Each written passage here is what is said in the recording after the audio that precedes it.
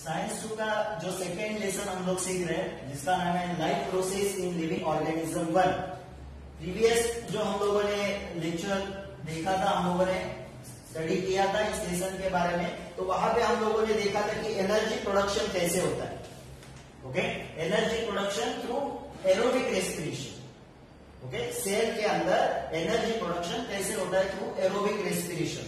और वो 3 स्टेप में हम लोगों ने सीखा था। पहला था ग्लाइकोलिसिस, दूसरा था क्रेब्स साइकिल यानी टीसीए साइकिल, और थर्ड स्टेप था इलेक्ट्रॉन ट्रांसफर। ओके, और वो हुआ था बाय यूजिंग कार्बोहाइड्रेट। ये कार्बोहाइड्रेट लिया था हम लोगों ने। कार्बोहाइड्रेट का कौन सा फॉर्म लिया था? ग्लूकोज। ओके, तो कार्बोहाइड्रेट मैंने बोला था आपको कहां से मिलता है, राइस से मिलता है, व्हीट से मिलता है, पोटैटो से मिलता है। अब ये कार्बोहाइड्रेट से यानी इसका एक फॉर्म था ग्लूकोज, उससे हम लोगों ने एरोबिक रेस्पिरेशन से एनर्जी बनाया था। जब हम लोग फास्टिंग करते, खाना नहीं खाते, तो हम लोग को कार्बोहाइड्रेट कहां से मिलेगा? कार्बोहाइड्रेट नहीं मिलेगा। तो एनर्जी तो बनना चाहिए बॉडी के अंदर, सेल के अंदर, तो हम लोग को एनर्जी कहां से मिलेगा? तो हमारे अंदर और 2 न्यूट्रिएंट्स रहते हैं जिसका नाम है लिपिड्स और दूसरा है प्रोटीन। ओके, नॉर्मली एनर्जी किससे बन रहा है? कार्बोहाइड्रेट से। अभी हम लोग फास्टिंग कर रहे हैं, खाना नहीं खा रहे, कार्बोहाइड्रेट नहीं मिल रहा है, तो एनर्जी बनना चाहिए, वो बनेगा लिपिड्स एंड प्रोटीन। ये दूसरा 2 न्यूट्रिएंट्स है। ओके, अब ये लिपिड्स क्या होता है? लिपिड्स कैसे बनता है? लिपिड्स बनता है फैटी एसिड एंड अल्कोहल से। हम लोग आगे सीखेंगे, इसी लेसन में है लिपिड्स के बारे में। ओके, एंड प्रोटीन कैसे बनता है? प्रोटीन के बारे में भी हम लोग आगे सीखेंगे। प्रोटीन एक बड़ा मैक्रोमोलिक्यूल रहता है, अमीनो एसिड एक साथ आने से वो बनता है। बहुत सारे अमीनो एसिड एक साथ आने से ये प्रोटीन बनता है। अभी यहाँ पे हम लोग देखेंगे कि लिपिड से एनर्जी हम लोग को कैसे मिलेगा। तो लिपिड्स कन्वर्ट होगा फैटी एसिड में, वो फैटी एसिड कन्वर्ट होगा एसिटाइल कोएंजाइम ए में, एसिटाइल कोएंजाइम ए जाएगा क्रेब्स साइकिल में, एंड हम लोग को एनर्जी मिलेगा। ये प्रोसेस उसमें नहीं होती, ग्लाइकोलिसिस वगैरह नहीं होता, डायरेक्ट जाएगा वो एसिटाइल कोएंजाइम। सेम में प्रोटीन अगर डिकम्पोज होता है, ब्रेक होता है, तो बनेगा अमीनो एसिड, अमीनो एसिड से बनेगा एसिटाइल कोएंजाइम ए, और वो क्रेब्स साइकिल के अंदर जाएगा और क्या होगा? उसका एनर्जी प्रोडक्शन होगा। ये हो गया एरोबिक रेस्पिरेशन से। पहला हम लोगों ने ये देखा था कार्बोहाइड्रेट यानी ग्लूकोज से। उसके बाद अगर ये हम लोग नहीं कंज्यूम कर रहे, खाना नहीं खा रहे, तो इससे एनर्जी हम लोग को मिलता है। अभी ये चार्ट आपको एग्जाम में आता है, कभी कभी यहाँ पे फिगर्स देते हैं, वो फिल करने के लिए आता है। कभी कभी ये चार्ट का जो ये सीक्वेंस है, वो सीक्वेंस अलग करके देते हैं और वो आपको सीक्वेंस वाइज लगाने के लिए देते हैं। कभी कभी ये उल्टा सीक्वेंस देते हैं और सीधा करने के लिए बोलते हैं। तो ये बहुत इंपॉर्टेंट है एग्जाम के लिए। दूसरा अभी हम लोग देखेंगे एनएरोबिक रेस्पिरेशन। रेस्पिरेशन 2 तरीके का होता है, एरोबिक एंड एनएरोबिक। एरोबिक में ऑक्सीजन इन्वॉल्व रहता है, एनएरोबिक में ऑक्सीजन इन्वॉल्व नहीं होता। ओके, अब ये एनएरोबिक रेस्पिरेशन कब होता है? तो मोस्ट ऑफ द बैक्टीरिया जो रहते हैं वो एनएरोबिक रेस्पिरेशन करते हैं। और कब होता है? अगर सपोज हम लोगों ने सीड लगाया सॉइल में और उस सॉइल के ऊपर पानी आया, नॉर्मली वो सीड को जर्मिनेट होने के लिए ऑक्सीजन कहां से मिलेगा? एयर से। अभी वो सीड सॉइल में लगा है, सॉइल के ऊपर अगर पानी आया है, यानी सॉइल सबमर्ज हुआ है पानी के अंदर, यानी वो सीड को ठीक से ऑक्सीजन नहीं मिल रहा है, तो भी वो ऑक्सीजन लेगा, वो रेस्पिरेशन अपना एनर्जी बनाएगा। कैसे? एनएरोबिक तरीके से। यानी अगर सॉइल सबमर्ज है, सीड सबमर्ज है इन वाटर। और एनएरोबिक रेस्पिरेशन से हम लोग एनर्जी कहां पे बनाते हैं? हमारे मसल सेल्स में। ओके, जब हम लोग एक्सरसाइज करते हैं तो हम लोग को एनर्जी चाहिए, तब हम लोग को एनर्जी कैसे हम लोग प्रोड्यूस करते हैं? एनएरोबिक रेस्पिरेशन से। ओके, तो यहां पे हम लोग देखेंगे एनएरोबिक रेस्पिरेशन से एनर्जी कैसे बनता है। अब ये ग्लूकोज है, कार्बोहाइड्रेट जो हम लोग कंज्यूम कर रहे हैं, खा रहे हैं। ओके, डिफरेंट फूड प्रोडक्ट्स खा रहे हैं, उससे हम लोग को क्या मिलता है? कार्बोहाइड्रेट यानी ग्लूकोज। उसका क्या होता है? ग्लाइकोलिसिस, जो हम लोगों ने सीखा था प्रीवियसली। अब ये ग्लाइकोलिसिस होने के बाद, ये ग्लूकोज का ग्लाइकोलिसिस होने के बाद वो कन्वर्ट होता है पायरुविक एसिड में। ये भी हम लोगों ने देखा था, पायरुविक एसिड बनता है। पायरुविक एसिड बनने के बाद अलग अलग जगह पे एनएरोबिक रेस्पिरेशन से कैसे एनर्जी बनता है। तो पायरुविक एसिड बना है, अभी अलग अलग जगह पे कैसे एनर्जी बनेगा। तो फर्स्ट हम लोग देखेंगे ईस्ट से कैसे एनर्जी बनेगा, नेक्स्ट वेरियस माइक्रोब से कैसे एनर्जी बनता है, एंड एरिथ्रोसाइट्स यानी red blood cells and muscle cells से कैसे एनर्जी बनता है, वो हम लोग देखेंगे। अभी पायरुविक एसिड का फर्मेंटेशन होता है ईस्ट से, और वो क्या बनाता है, अल्कोहल, एनर्जी एटीपी फॉर्म में एंड कार्बन डाइऑक्साइड बनाता है। नेक्स्ट पायरुविक एसिड का फर्मेंटेशन होगा, वेरियस माइक्रोब्स उसका फर्मेंटेशन करेंगे और क्या बनाते हैं, विनेगर या फिर विटामिन, इसका जो प्रोडक्शन होता है विटामिन विनेगर प्रोडक्शन का बाय यूजिंग वेरियस माइक्रोब्स, वो फर्मेंटेशन से होता है। किसका फर्मेंटेशन होता है, पायरुविक एसिड से। नेक्स्ट थर्ड पायरुविक एसिड बना है, ये पायरुविक एसिड हमारे जो मसल सेल्स रहते हैं या फिर रेड ब्लड सेल्स यानी एरिथ्रोसाइट्स जो रहते हैं, वहां पे इस पायरुविक एसिड का क्या होता है, फर्मेंटेशन होता है। अगर उसको ठीक से ऑक्सीजन नहीं मिला, यहाँ पे भी ठीक से ऑक्सीजन नहीं मिला, यहाँ पे भी ठीक से ऑक्सीजन नहीं मिला, यानी एनएरोबिक, तो वो कन्वर्ट होता है लैक्टिक एसिड एंड एटीपी। तो जब हम लोग एक्सरसाइज करते हैं, यहाँ पे आपको एक क्वेश्चन आता है, during the exercise we feel tired, ऐसा एक क्वेश्चन आता है। क्यों, जब हम लोग एक्सरसाइज करते हैं तो हम लोग को सफिशिएंट अमाउंट ऑफ ऑक्सीजन नहीं मिलता, मगर एनर्जी तो चाहिए, तो वो एनर्जी बनता है एनएरोबिक रेस्पिरेशन से। और जब भी एनएरोबिक रेस्पिरेशन से हमारे बॉडी के अंदर एनर्जी बनता है तो वो कम बनता है, इसके लिए हम लोग को थोड़ा टायर्ड फील होता है। तो ये तरीका है एनएरोबिक रेस्पिरेशन से अलग अलग इसमें एनर्जी बनाने का। ईस्ट कैसे बनाता है, फर्मेंटेशन करके पायरुविक एसिड का ये प्रोडक्ट बनाता है। वेरियस माइक्रोब्स पायरुविक एसिड का फर्मेंटेशन करके ये प्रोडक्ट बनाते हैं। हमारे मसल सेल्स में, रेड ब्लड सेल्स में पायरुविक एसिड का फर्मेंटेशन करके ये प्रोडक्ट बनता है लैक्टिक एसिड एटीपी।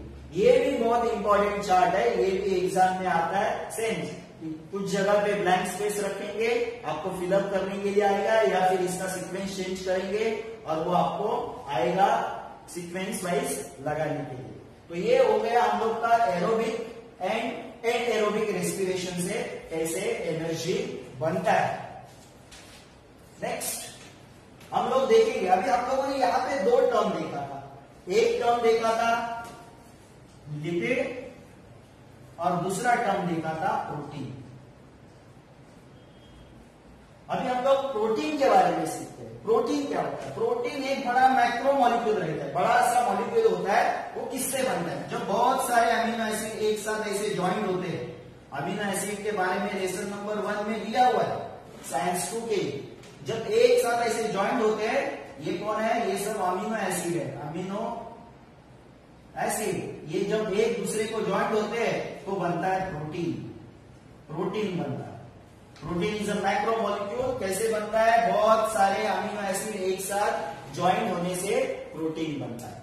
अब ये एनिमल के अंदर का जो प्रोटीन होता है, एनिमल ओरिजिन प्रोटीन, उसको बोलते हैं first class protein, first class.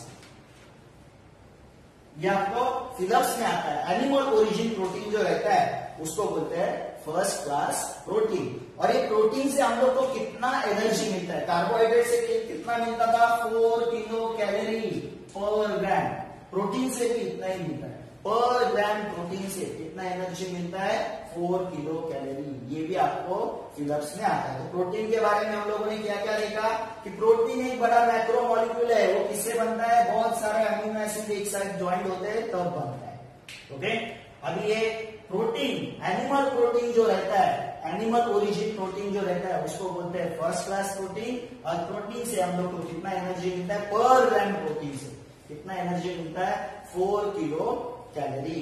अभी हम लोग आगे देखेंगे कि जो अमीनो एसिड, प्रोटीन अभी हम लोगों ने देखा कि किससे बना हुआ है, अमीनो एसिड। प्रोटीन बना है अमीनो एसिड से, अमीनो एसिड, यानी कि प्रोटीन जब ब्रेक होगा तो अमीनो एसिड बनेगा, या फिर अमीनो एसिड बहुत सारे जब एक साथ आएंगे तो बनेगा प्रोटीन, वाइस वर्सा।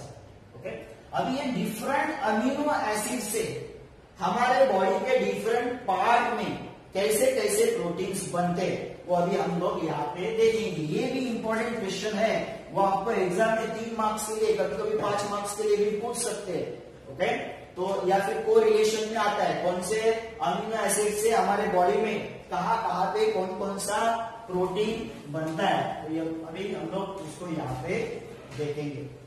ओके, तो फर्स्ट है बॉडी पार्ट, और यहां पे हम लोग देखेंगे लोकेशन।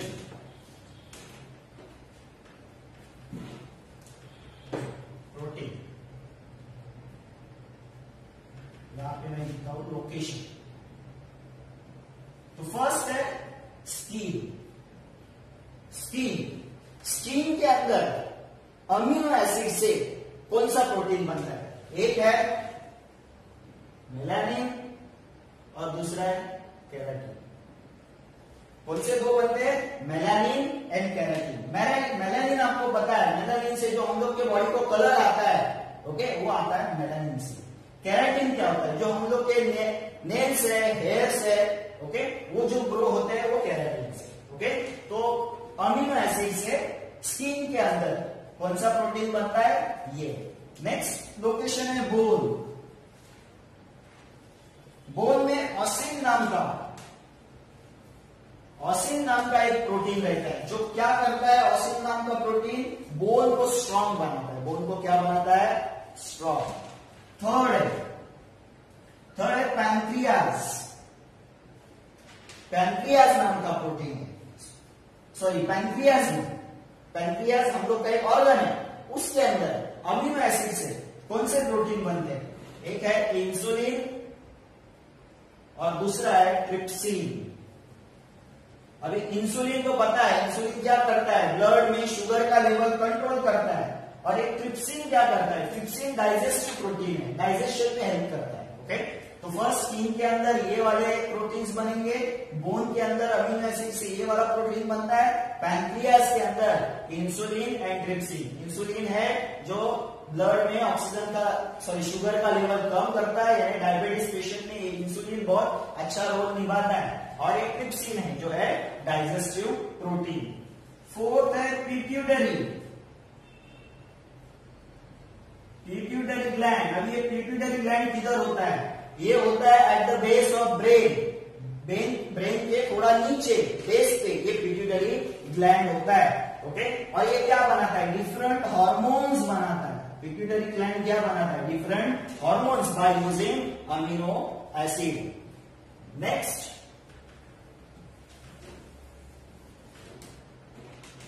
है मसल्स बनाते हैं actin and myosin. Muscles amino acid का यूज करके बनाते हैं एक्टिन एंड मायोसिन, ये दो प्रोटीन बनाते हैं। इसके वजह से क्या आता है? जो मसल्स हम लोग के फ्लेक्सिबल होते हैं, अपना साइज चेंज कर सकते हैं, कॉन्ट्रैक्शन कर सकते हैं, रिलैक्सेशन कर सकते हैं, ये पॉसिबल होता है इन दो प्रोटीन की वजह से, actin and myosin. And last है ब्लड में क्या होता है? Haemoglobin and antibodies.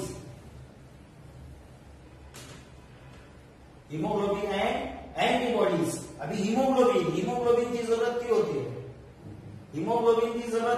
हीमोग्लोबिन क्या करता है? ऑक्सीजन, जो हमारे ब्लड में ऑक्सीजन है उसको कैरी करने का काम करता है। ओके, और एंटीबॉडीज क्या करता है? एंटीबॉडीज क्या करते हैं? जो भी वायरसेस बैक्टीरिया हम लोग के अंदर आते हैं उससे फाइट जो करते हैं वो कौन रहते हैं? एंटीबॉडीज। तो ऐसे अलग अलग बॉडी लोकेशन में अमीनो एसिड से कौन कौन से प्रोटीन बनते हैं ये हम लोगों ने सीखा।